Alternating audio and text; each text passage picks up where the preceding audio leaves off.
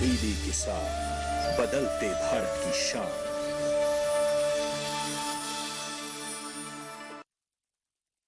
मौसम खबर के सह प्रायोजक हैं agriculture insurance company of India limited. संपन्न भारत की पहचान, बीमित फसल, खुशहाल किसान।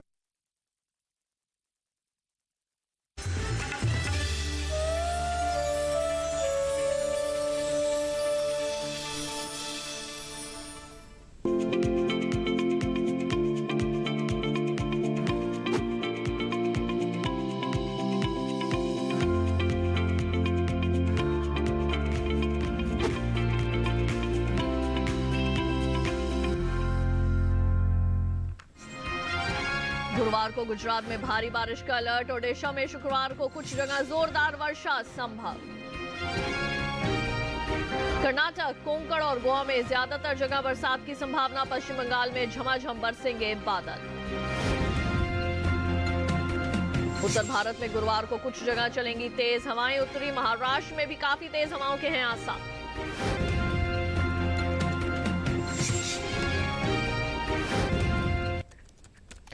नमस्कार, आप देख रहे हैं दूरदर्शन किसान मौसम खबर में आप सभी का स्वागत है। मैं हूं ज्योत्सना टंडन। मौसम खबर में जानेंगे आगे आने वाले दिनों में कहां होगी बरसात, कैसी रहेगी तापमान की स्थिति और किसानों के लिए कृषि सलाह भी। लेकिन शुरुआत करते हैं आज की खास खबरों के साथ। गुजरात और राजस्थान के कुछ हिस्सों में गुरुवार को भारी बारिश का अलर्ट। उप हिमालय, पश्चिम बंगाल और सिक्किम में 2 दिन होगी मूसलाधार वर्षा। कोंकण और गोवा में भी कुछ जगह हो सकती है बहुत तेज बरसात। तटीय आंध्र प्रदेश में कुछ स्थानों पर तेज हवाओं के साथ जोरदार बारिश की संभावना। तमिलनाडु, पुडुचेरी और कराईकल में भी तेज हवाओं के साथ भारी बारिश की संभावना। ओडिशा में शुक्रवार को कहीं कहीं तेज बरसात संभव। गुजरात के तटों और उत्तरी महाराष्ट्र के आसपास अरब सागर में चलेंगी काफी तेज हवाएं। यहां 60 किलोमीटर प्रति घंटा रह सकती है हवाओं की रफ्तार।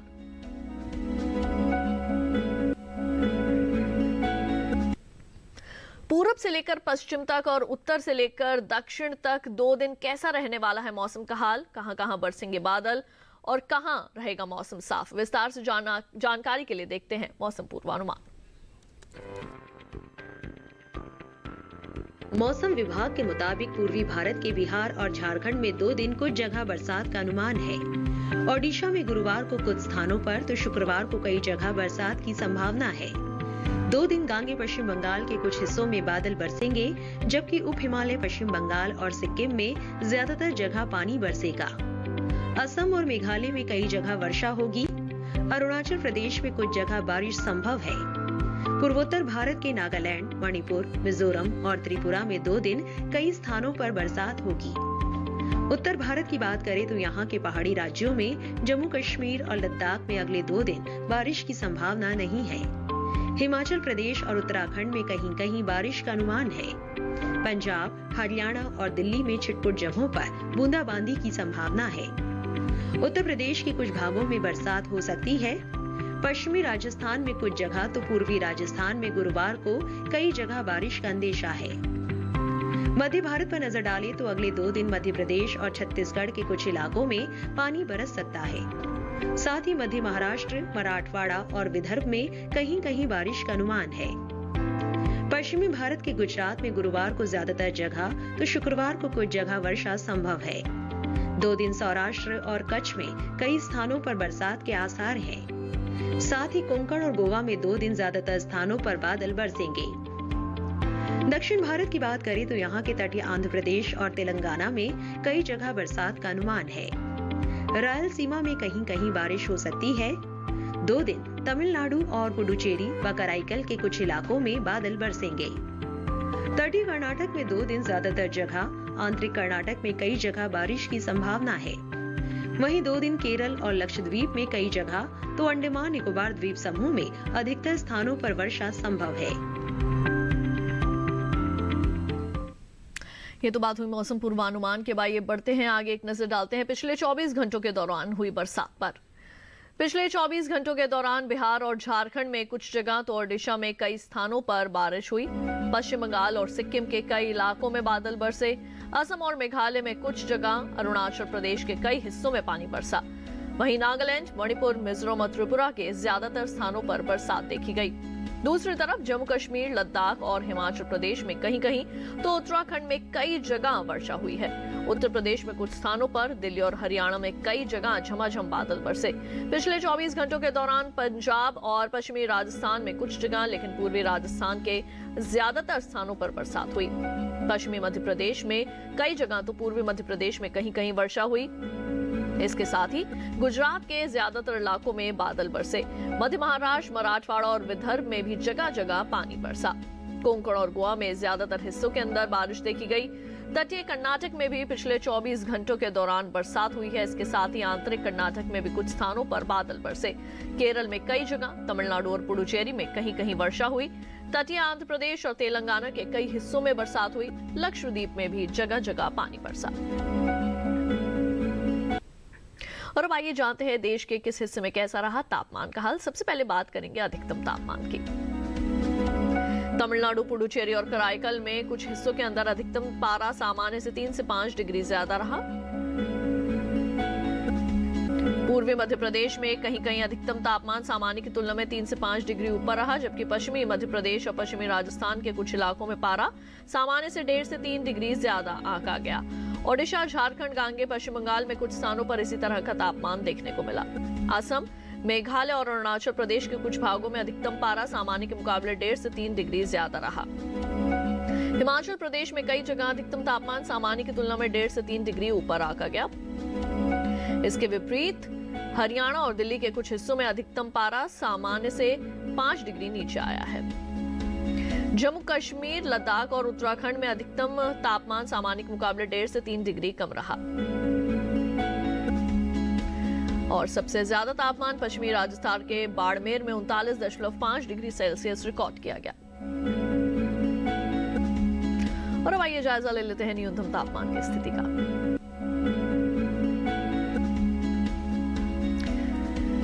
उत्तराखंड में कई स्थानों पर न्यूनतम तापमान सामान्य के मुकाबले 1.5 से 3 डिग्री ज्यादा रहा। पश्चिमी मध्य प्रदेश, पश्चिमी राजस्थान और पूर्वी उत्तर प्रदेश में भी कहीं कहीं रात का पारा सामान्य से 1.5 से 3 डिग्री ऊपर रहा। बिहार, पश्चिम बंगाल और सिक्किम में भी इसी तरह का न्यूनतम तापमान देखने को मिला। बात करें नागालैंड, मणिपुर, मिजोरम और त्रिपुरा की, तो यहाँ के कुछ हिस्सों में न्यूनतम तापमान सामान्य से 1.5 से 3 डिग्री नीचे आया है। इसी बीच देश के मैदानी इलाकों में सबसे कम तापमान कर्नाटक के बीदर में 18.5 डिग्री सेल्सियस रिकॉर्ड किया गया। और इसी के साथ बुलेटिन में फिलहाल वक्त हो चला है एक छोटे से ब्रेक का। ब्रेक के बाद जानेंगे कैसे करें ज्वार की खेती। आप देखते रहिए दूरदर्शन के साथ।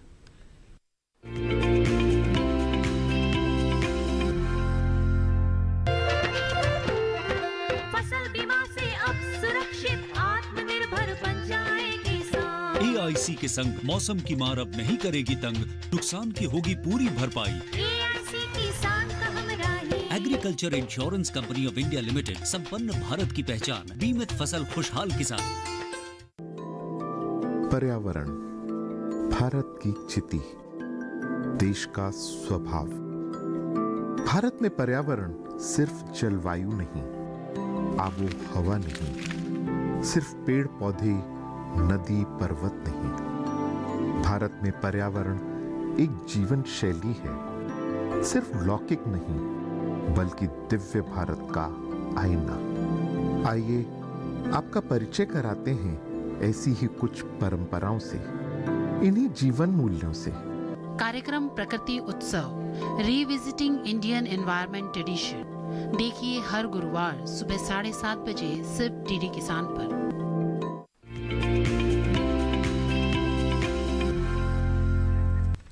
ब्रेक के बाद एक बार फिर आप सभी का स्वागत है मौसम खबर में। आइए बढ़ते हैं आगे। बरसात के इस मौसम में पंजाब, हरियाणा और हिमाचल प्रदेश के किसानों के लिए क्या जरूरी सलाह है? इन दिनों कौन सी फसलें बोएं और रोगों से कैसे करें बचाव, जानने के लिए देखिए विशेषज्ञों की सलाह पर आधारित ये खास रिपोर्ट। पंजाब और हरियाणा में जब पानी मिट्टी में समा जाए तो धान की फसल में सिंचाई करें। किसानों को सलाह है कि वो धान के खेतों में इस बात की निगरानी करें कि कहीं कहीं पत्तियां या तनों का रंग तो नहीं बदल रहा है। जरूरत के हिसाब से धान में उर्वरक डालें। धान में इन दिनों शीत ब्लाइट लगने का खतरा है। खेतों की मेड़ को घास मुक्त करें। धान के खेत में पौधों व पत्तियों को कुतरने वाले जीवों और कीटों से भी निगरानी करें। अगर कहीं चूहों का बिल दिखे तो उसे बंद कर दें और विशेषज्ञ की सलाह से दवा का छिड़काव करें। गन्ने की फसल में ब्लैक बग का प्रकोप हो सकता है। ये काले रंग के कीड़े जिनकी आंखें लाल होती है, गोब के अंदर छुपकर रस चूसते हैं, जिसकी वजह से पत्ते पीले पड़ने लगते हैं और लाल रंग के आंख जैसे धब्बे दिखने लगते हैं। मक्का की फसल में तना, पत्ती और जड़ भेदक की निगरानी जारी रखें। ये मौसम पंजाब और हरियाणा में मध्यवर्ती उत्तम किस्म की गोभी बोने के लिए अनुकूल है। इस समय बैंगन में फल और तना भेदक लग सकता है। वहीं हिमाचल प्रदेश फलों के पौधों को बीमारियों से बचाने के लिए उनके मोटे तने पर चूने का मिश्रण लगाएं। इस मौसम में हिमाचल प्रदेश में आम, लीची, अमरूद, पपीता और कागजी नींबू जैसे फलों के पौधे लगाएं। लीची, अमरूद और कागजी नींबू के पौधों में कलम या एयर लेयरिंग भी कर सकते हैं। साथ ही नर्सरी से खरपतवार निकालने का काम करते रहें। पके हुए सेबों की तुड़ाई कर समय पर बाजार भेजें। हिमाचल प्रदेश के किसान उड़द, मूंग और सोयाबीन जैसी दलहनी फसलों में सफेद मक्खी और तना चूसक की निगरानी करते रहें और फसल में जरूरत के हिसाब से उर्वरक डालें। खेती किसानी के बाद अब आइए बात करते हैं आज की फसल की। ज्वार ऐसी फसल है जिसे हरे चारे के लिए भी बोया जाता है और दाने के लिए भी। इसका दाना बहुत ही पौष्टिक होता है। यही वजह है कि इसे पोषक अनाज के रूप में जाना जाता है। सरकार इनकी खेती को प्रोत्साहित करने की कोशिश कर रही है। अंतर्राष्ट्रीय स्तर पर भी लोगों को इसके अनाज का इस्तेमाल करने के लिए प्रेरित किया जा रहा है। यही वजह है कि 2023 को अंतर्राष्ट्रीय पोषक अनाज वर्ष के रूप में मनाया जाएगा। आज बात ज्वार की।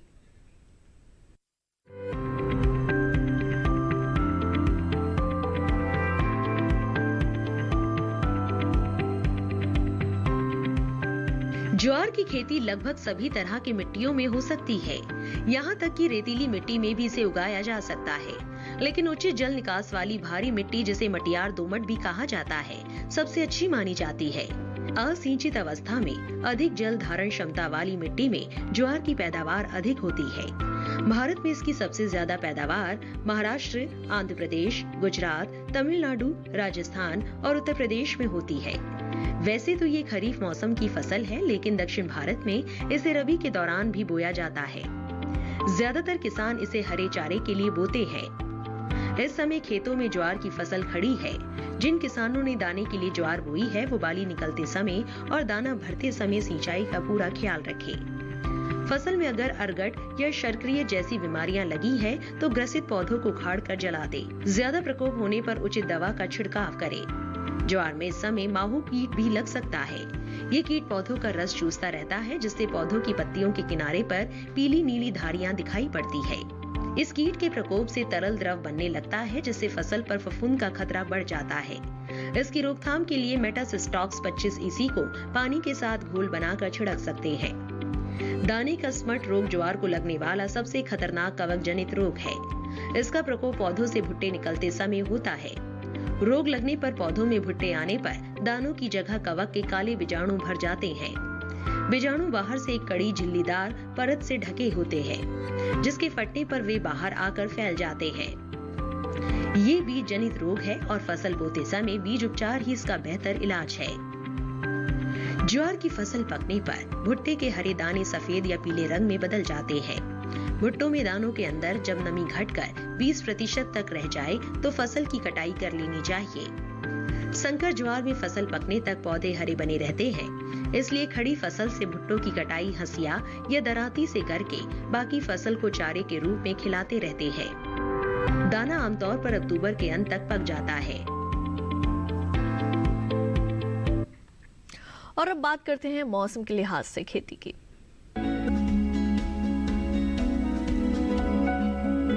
कर्नाटक में उड़द की फसल में खर्रा या पाउडरी मिल्ड्यू रोग की आशंका है। खर्रा रोग लगने से फसल को हो सकती है बर्बादी। खर्रा रोग में पत्तों, तनों, फलों और सफेद फफूंदी जैसा पदार्थ दिखता है। खर्रा रोग के संक्रमण से उपज में आ सकती है भारी कमी। रोग की गंभीरता को देखते हुए विशेषज्ञ की सलाह से दवा का छिड़काव करें। हरे चारे वाली फसलों में सैनिक कीट लगने का खतरा है। सोयाबीन में तंबाकू की इल्ली लगने का डर है। इल्ली के ज्यादा प्रकोप से फसल में केवल डंठल और शाखाएं बचती हैं। अरहर की फसल को भी कीट और रोग से बचाने के उपाय करें। बैंगन में तना और फल भेदक लगने की आशंका है। और इसी के साथ मौसम खबर में वक्त हो चला है एक और छोटे से ब्रेक का। आगे डालेंगे नजर खेती और मौसम से जुड़ी कुछ और खास खबरों पर। देखते रहिए दूरदर्शन के साथ।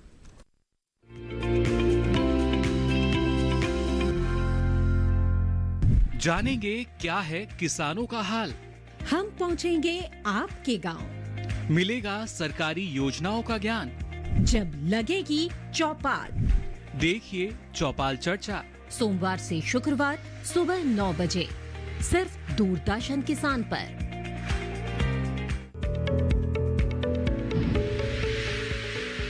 खुशहाल होंगे खेत, पशु रहेंगे स्वस्थ, सरकारी स्कीम का होगा लाभ।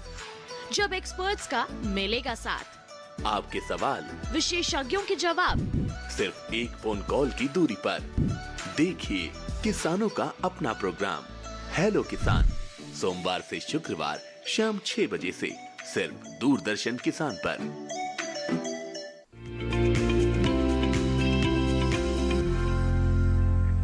ब्रेक के बाद एक बार फिर आप सभी का स्वागत है मौसम खबर में। आइए बढ़ते हैं आगे, आपको मौसम के अनुसार खेती की कुछ और विशेष बातें बता दें। कर्नाटक में टमाटर की फसल में टिड्डी और सफेद मक्खी लगने का डर है। टमाटर में फल बेधक लगने की भी आशंका है। बारिश संभावित इलाकों में फिलहाल खेती से संबंधित काम रोक दें। बारिश के समय कीटनाशक का छिड़काव भी टाल दें। फसल में कीटनाशक का बार बार इस्तेमाल करना ठीक नहीं।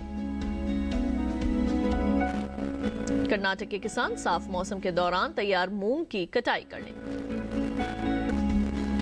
केरल में बहुफसली पद्धति का करें इस्तेमाल।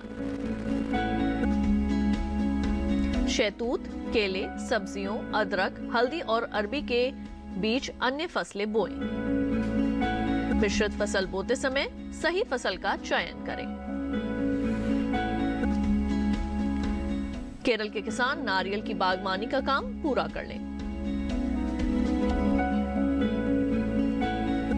और आइए बुलेटिन में एक बार फिर से नजर डाल लेते हैं मौसम की कुछ अहम झलकियों पर। गुजरात और राजस्थान के कुछ हिस्सों में गुरुवार को भारी बारिश का अलर्ट। उप हिमालय, पश्चिम बंगाल और सिक्किम में 2 दिन होगी मूसलाधार वर्षा। कोंकण और गोवा में भी कुछ जगह हो सकती है बहुत तेज बरसात। तटीय आंध्र प्रदेश में कुछ स्थानों पर तेज हवाओं के साथ जोरदार बारिश संभव। तमिलनाडु, पुडुचेरी और कराईकल में भी तेज हवाओं के साथ भारी बारिश का अंदेशा। ओडिशा में शुक्रवार को कहीं कहीं तेज बरसात की है संभावना। गुजरात के तटों और उत्तरी महाराष्ट्र के आसपास अरब सागर में चलेंगी काफी तेज हवाएं। यहां 60 किलोमीटर प्रति घंटा रह सकती है हवाओं की गति। और अब चलते चलते एक नजर अगले 4 दिनों के लिए 9 शहरों के तापमान पर।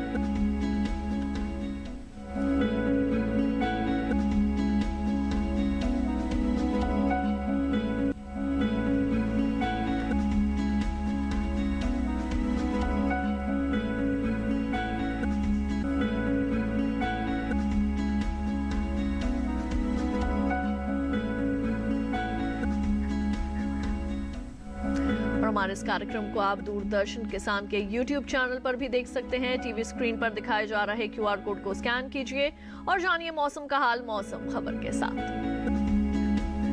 और आज के लिए बुलेटिन में बस इतना ही। उम्मीद है मौसम खबर से आप सभी को मदद मिल रही होगी। मौसम का ताजा हाल और कृषि सलाह लेकर फिर होंगे हाजिर। आप देखते रहिए दूरदर्शन किसान और मुझे दीजिए इजाजत। नमस्कार।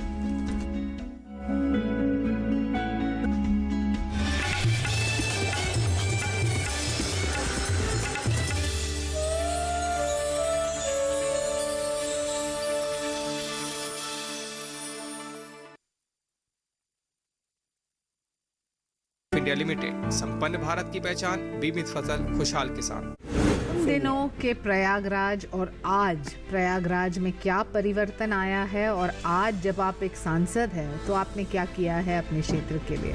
आज का जो प्रयागराज है वो भारतीय जनता पार्टी की ओर पूरी तरह से आकर्षित है। मोदी जी को खास तौर से वो अपना नेतृत्व, अब चाहे वो प्रधानी का चुनाव हो चाहे पार्लियामेंट का हो, लोकसभा का, लोग ये समझते हैं कि अगर मोदी की पार्टी है तो काम करेगी। तो मैं आज के प्रयागराज में इतना ही अंतर मानूंगी कि प्रयागराज आज बहुत सुंदर है, बहुत बेहतर है। उसमें उतना विकास हुआ पिछले 4 सालों में, जब से योगी आदित्यनाथ मुख्यमंत्री और जब से प्रधानमंत्री जी ने उत्तर प्रदेश को में आकर चुनाव लड़ने का निर्णय लिया। सुनिए मेरी कहानी, मेरी जुबानी, डीडी किसान के खास कार्यक्रम नेत्री में।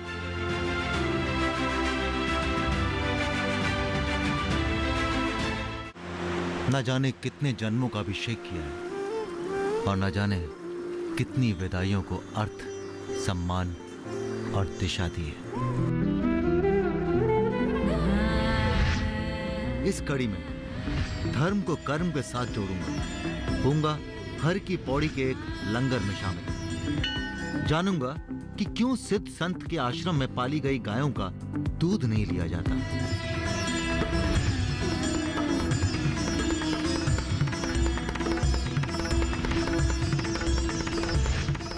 बचपन से ही हम सबको गाय पर निबंध लिखना सिखाया गया होगा। उसी समय से हमारे मानस पटल पर अंकित होने लगी होगी गाय।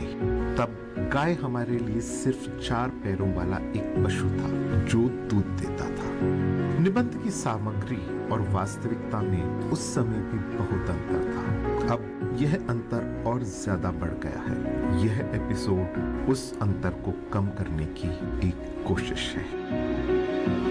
कार्यक्रम प्रकृति उत्सव रिविजिटिंग इंडियन एनवायरनमेंट ट्रेडिशन देखिए हर गुरुवार सुबह 7:30 बजे सिर्फ डीडी किसान पर।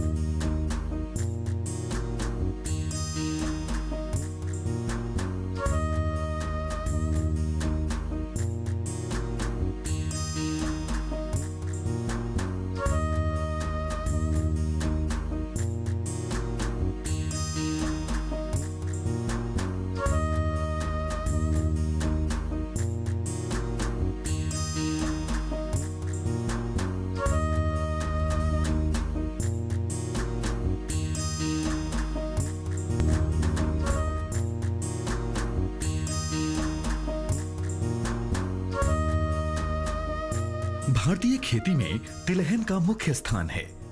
देश में तिलहनों में सुधार करने के लिए भारतीय कृषि अनुसंधान परिषद यानी ICAR ने अप्रैल 1967 में अखिल भारतीय तिलहन समन्वित अनुसंधान परियोजना की स्थापना की थी।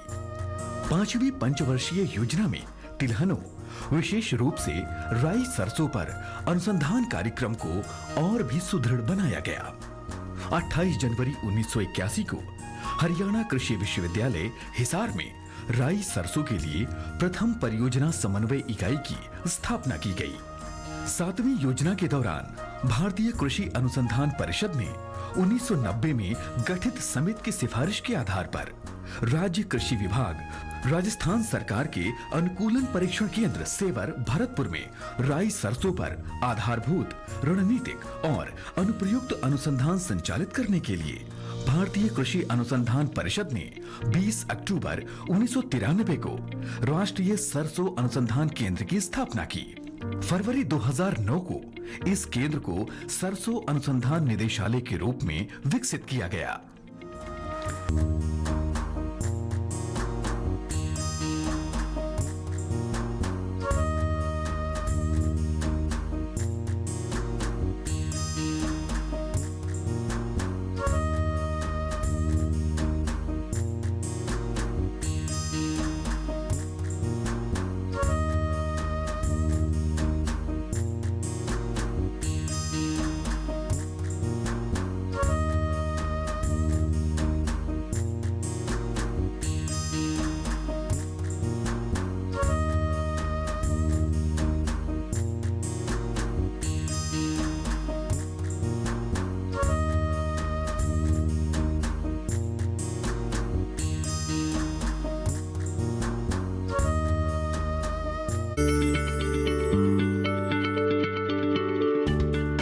आप किसी बीमारी से परेशान हैं,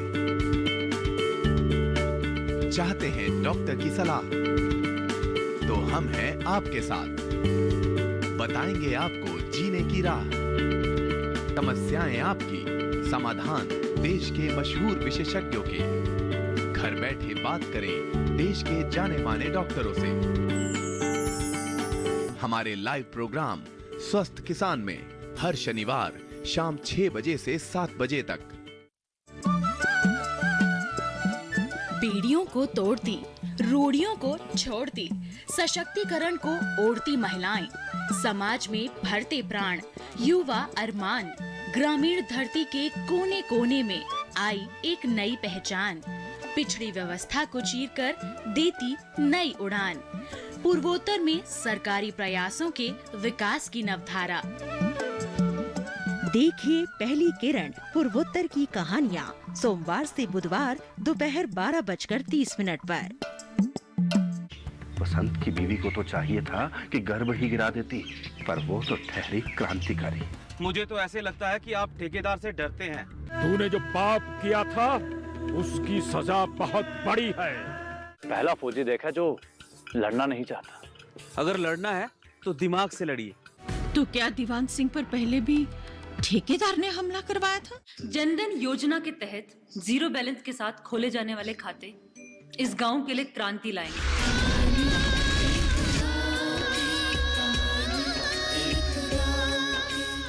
कहानी एक गांव की देखिए सोमवार से शुक्रवार शाम 8:30 बजे सिर्फ डीडी किसान पर।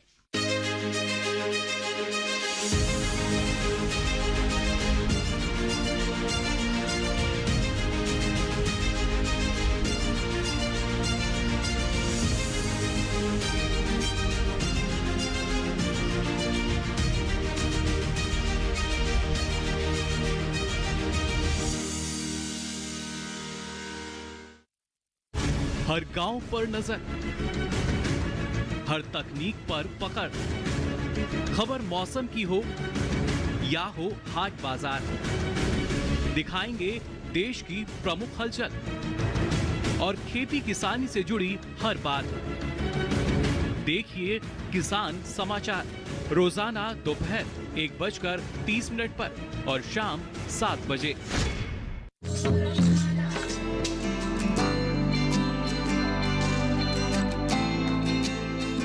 कृषि जगत के सभी रंगों को समेटता कृषि परिक्रमा। कृषि परिक्रमा हर शनिवार शाम 5:30 पर और पुनः प्रसारण हर सोमवार सुबह 9:30 पर डीडी किसान पर।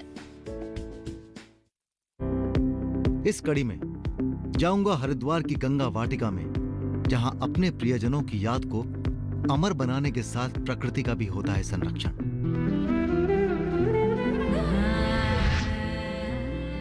हरिद्वार की खूबसूरत गंगा आरती में होऊंगा शरीक। पहुंचूंगा अपर गंगा कैनाल पर बसे रुड़की शहर,